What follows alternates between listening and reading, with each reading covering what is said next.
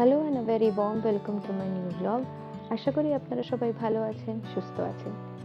সেদিন মেয়েকে স্কুলে ড্রপ করে দেওয়ার পরে আমার আর শফিকের কিছু প্ল্যানস ছিল। আর কী সেই প্ল্যান সেগুলো জানার জন্য ভিডিওটা স্কিপ না করে লাস্ট অবধি দেখতে থাকুন। Other finger, tell me. Mama finger. Oh no, mama finger and brother finger are together. Yes. Oh, what do we do now? I'm sorry. We could make it properly. Oh, I'm so sorry. তো সেদিন মেয়েকে স্কুলে drop করে দেওয়ার পরে আমি শফিকের সাথে দেখা করে নিয়েছিলাম পাশের একটা মেট্রো স্টেশনে। আর সেখান থেকে আমি আর শফিক চলে গেছিলাম অ্যাজটাতে। আসলে সেদিন আমাদের অ্যাজটাতে বিশেষ কোনো কাজ ছিল না, আমরা ওখানে জাস্ট এমনি ঘোরার জন্য এসেছিলাম, একটু টাইম পাস করতে এসেছিলাম, দেখতে এসেছিলাম যে এদের নতুন কোনো কালেকশন এসছে কিনা। আর এই অ্যাজটাটা আমার বাড়ির পাশে যতগুলো সুপার মার্কেট আছে তার মধ্যে সবচেয়ে বড় বলা যেতে পারে। আর এখানে দেখাই যাচ্ছে এরা নিজেদের উইন্টার কালেকশন আস্তে আস্তে চেঞ্জ করে দিয়ে ওখানে সামার কালেকশনস আনছিল। আসলে 1st মার্চ থেকে এখানে দিন বড় হয়ে গেছে। তো দিন বড় হয়ে যাওয়া মানে স্প্রিং সামার আর অন দেয়ার ওয়ে। তো আমি এখনো অবধি প্রেজেন্টলি সামার বলে কিছু ফিল করতে পারিনি, বাট যাই হোক।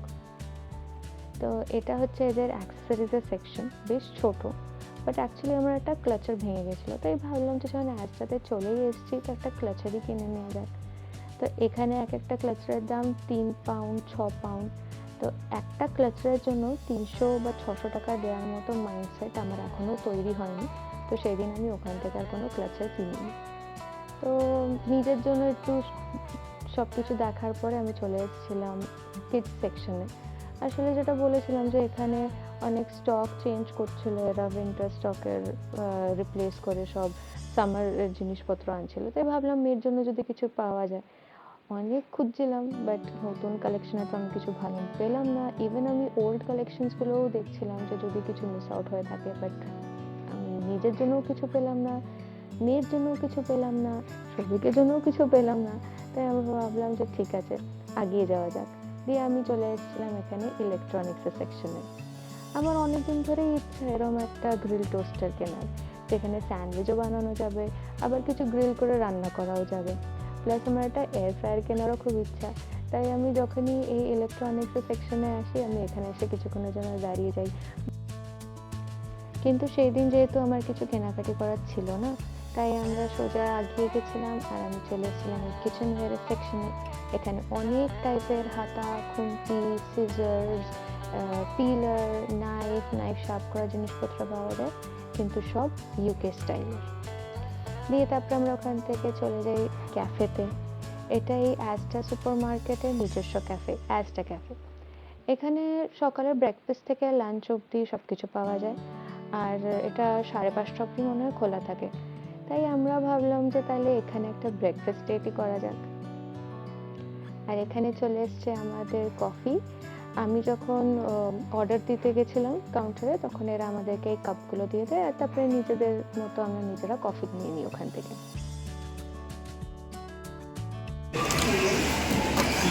তোমার কাছে তো রক্তই সব, আমার কাছে সম্পর্কই শেষ করতে। বড় বড় কথা, সম্পর্কে শেষ, তারপরে নো কথা। ওই বলো, খোলা কষ্ট পেতে তোকে দেখে মনে হচ্ছে না? দেখে মনে হচ্ছে না কেন? মেকআপ করে এসেছি তাই আমি চোখের নিচে যেই তুলবো না অরেঞ্জ কনসিলার লাগিয়ে আমি এখানে আমার ডার্ক সার্কেলগুলো লুকিয়ে এসেছি। That's not mine. सब मैं क्या करूँ, काजल लगा दूँ?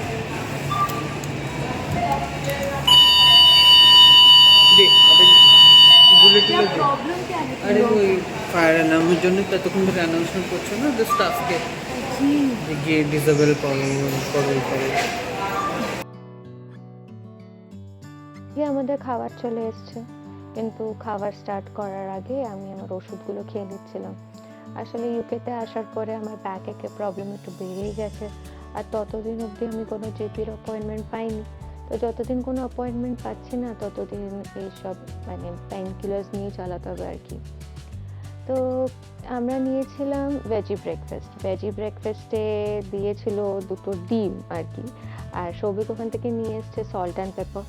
এখানের লোকেরা সল্ট খায় না, ইভেন সুগারও খায় না, এদের কফিতে সুগার থাকে না। কিন্তু আরেকদিকে এরা ভরে ভরে পেস্ট্রিজে, তারপরে ডোনাটসে, ওয়াফেলসে সুগার, তারপরে চকলেট এত মিষ্টি করে দেয়। যাই হোক, তো আমরা নিয়েছিলাম ভেজি ব্রেকফাস্ট, কেন কি ওই দিন ওখানে চিকেন সসেজেস ছিল না, শুধু পোক সসেজ ছিল, আর আমি আর সৌভিক পোক সসেজেস খাই না, পোকই খাই না। তাই আমরা ভাবলাম ঠিক আছে তাহলে ভেজি ব্রেকফাস্টটাই নেওয়া যাক, যেখানে ভিগান সসেজগুলো নতুন কিছু একটা আমি ট্রাই করেছিলাম সেদিন। আর এখানে সৌভিক শুধু আমার দিকে ক্যামেরাটা ঘুরিয়ে রেখেছে যেন আমি পুরো ব্রেকফাস্টটা খেয়ে নিয়েছি, বাট অ্যাকচুয়ালি ব্রেকফাস্টটা আমাদের দুজনের জন্যই ছিল। তো আমাদের ব্রেকফাস্ট তাড়াতাড়ি র্যাপ আপ করে নেওয়ার পরে আমরা বেরিয়ে গেছিলাম আমাদের নেক্সট ডেস্টিনেশনের জন্য। আসলে আমাদের কাছে টাইম খুবই কম ছিল সেই দিয়ে আমরা চলে এসেছিলাম এলডেন স্কোয়ারে। এই রাস্তাটা আপনারা আমার অন্য ব্লগে দেখেছেনই হবে, আমি এখানে অনেক আসি। আর এই এলডেন স্কোয়ারের এখানে অনেক টাইপের হাই এন্ড ব্র্যান্ডস আছে। তো এরকমও কিছু কিছু ব্র্যান্ড আছে যেগুলোর নাম আমি শুনিনি। কোনো একদিন এই ব্র্যান্ডসের ওপরে একদিন একটা ব্লগ বানাবো। তো আজ সেই দিন আমরা জাস্ট এমনি ঘোরার জন্য গেছিলাম, আমাদের সেরকম কোনো কেনাকাটির প্ল্যান ছিল না। আরেকটা জিনিস ছিল যে মার্চ স্টার্ট হয়ে গেছিলো আর সৌভিকের জন্মদিন আসছিল কিছুদিনের মধ্যে, তাই ভাবলাম ওকে এখানে নিয়ে যাই, যদিও কিছু পছন্দ করে নিজের জন্য কিনে নেয়। আর ওকে কেনাকাটির নাম বললে ও তো আমাকে বুক স্টোরে ঢুকিয়ে নিয়ে চলে যায়। ওর জামা কাপড় বা অন্য কিছু কিনতে অতটা ভাল লাগে না, ও তার থেকে প্রেফার করে নিজের জন্য একটা বই কেনার। তো তাই আমরা এই বুক স্টোরে এসেছিলাম। এই বুক স্টোরটা এলডেন স্কোয়ারের মধ্যে বেশ বড় একটা বুক স্টোর। এখানে 3টে ফ্লোর আছে, আর একদম টপ ফ্লোরে এখানে এদের একটা নিজস্ব ক্যাফে আছে। বাট আমরা সেদিন ওই ক্যাফেতে যাইনি, বিকজ আমরা অ্যাজটা ক্যাফে থেকে ব্রেকফাস্ট করেই নিয়েছিলাম। তো বুক স্টোরে ঢোকার পরে সৌভিক চলে গেছে নিজের সেকশনে, আর আমি চলে এসেছি এখানে আমার কিড সেকশনে। আসলে আমার মেয়ে তো নার্সারিতে ছিল, আর আমি আর সৌভিক এখানে ঘুরছি, খাওয়া দাওয়া করছি, একটা গিল্ট ফিলিং ছিল, তাই ভাবলাম ওর জন্য একটা টয় নিয়ে নিই।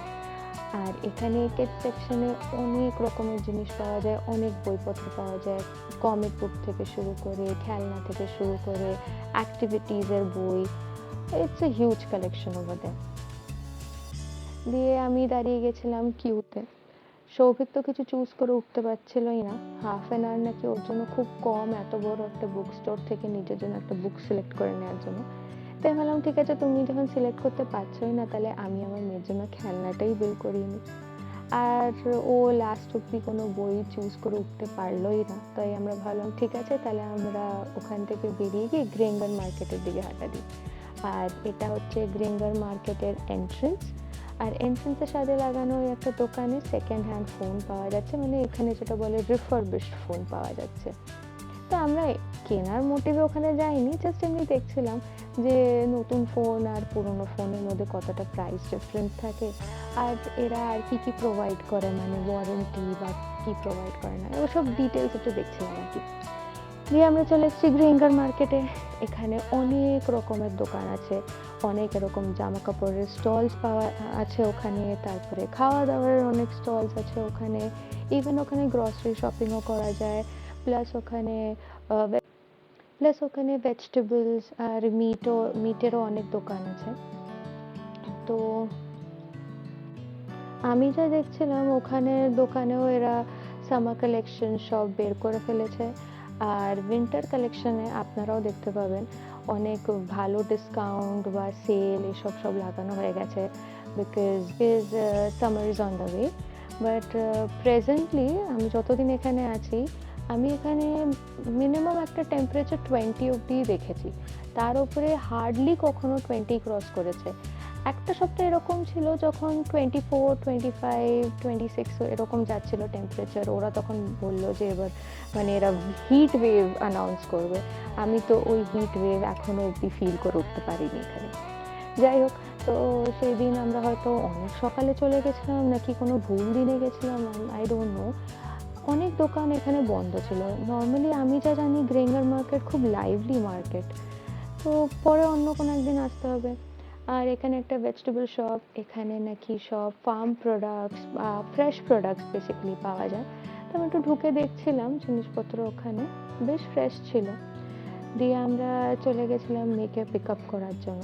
আসলে এলডেন স্কোয়ার থেকে আমার মেন নার্সারি বেশ দূর, মোটামুটি 30 মিনিটসের উপরে টাইম লাগে। তাই আমরা বেরিয়ে পড়েছিলাম ওখান থেকে। আর এখানে আমার মেয়েকে পিক আপ করার পরে ও প্যারেন্টস রুমে নিজের টাইম স্পেন্ড করছে। এটা ওর একটা রিচুয়াল বলা যেতে পারে। ওকে পিক আপ করার পরে ওকে প্যারেন্টস রুমে একটু টাইম দিতে হবে, ওখানেও খেলনা নিয়ে একটু খেলে আর কি।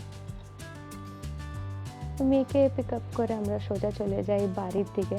বাড়িতে গিয়ে মেয়েকে আবার লাঞ্চ করাতে হবে সেদিন। আসলে ও স্কুলে লাঞ্চ পায়, বাট তাও আমি বাড়িতে ওকে একটু লাঞ্চ করিয়ে তারপরে ওকে ঘুম পাড়িয়ে দিই। তো আজকের ভিডিওটা তাহলে আমি এটুকুই রাখলাম। যদি আপনাদের এই ভিডিওতে কিছু ভালো লেগে থাকে, then do like, share and subscribe my channel. আর যেটা বলি, আপনারা ভালো থাকবেন, সুস্থ থাকবেন। খুব শিগগিরই দেখা হবে আপনাদের সাথে নেক্সট ব্লগে।